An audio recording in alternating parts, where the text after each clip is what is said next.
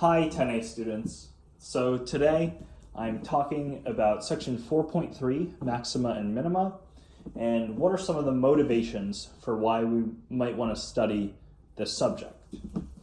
So first, what is this subject? Well, let's say we have some kind of function that looks like this. We can use calculus to determine where these maximal and minimal points are.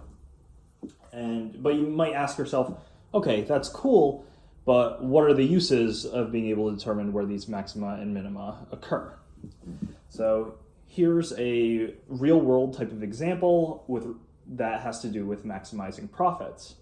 So let's say you're the manager of an electronics store and you're selling keyboards. And from past sales data, you know that when the price of each computer keyboard is $20, you sell 100 units. Now, you also might have some sales data that says for every dollar increase, you sell 2 fewer units. So what this means is if you increase the price to $21, you're only going to sell 98 computer keyboards. $22, 96. So this becomes an interesting question where the higher the price of the keyboard, the more money you make per sale, but the trade-off is there are fewer sales. So if you set the price at $3,000 per keyboard, you get 0 sales. It would be amazing if you got a sale. That would be a lot of money per that keyboard, but it's not going to happen because no one's going to buy. And then if you set the price too low, you might sell a bunch, but there's a lot of money that your company is missing out on. So this is a classic kind of maximum problem, and we can use calculus to solve it. So how do we set this up?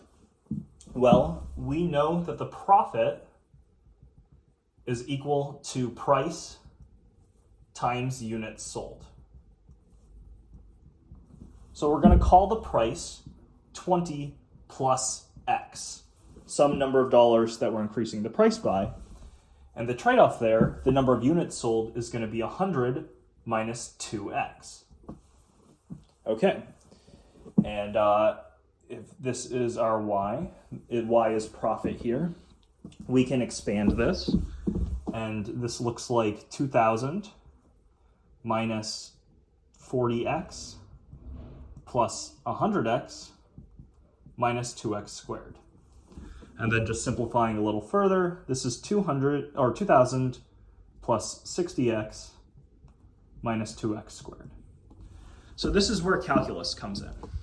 If we plot this function, it's going to look like this. So very clearly, there is some maximum.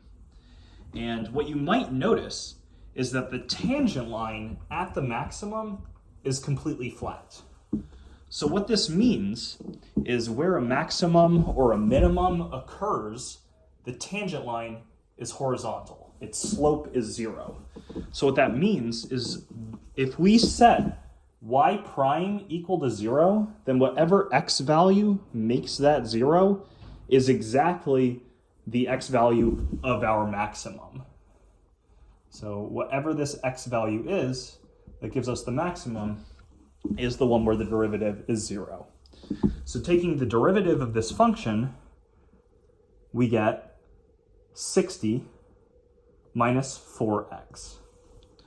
Now, if we set this equal to 0, this will imply 4x equals 60, x is equal to 15. So what this means is that if we increase the price by $15 to $35 per keyboard, this will maximize our profits. So we have solved this question using calculus by finding the x value where the maximum occurs. And there are tons and tons of other examples, as you can probably imagine, stretching from physics to economics to biology to literally any time you ever have to optimize something and find a minimum or a maximum, calculus is your best friend. So I hope this energizes you to study this subject, and thank you for listening.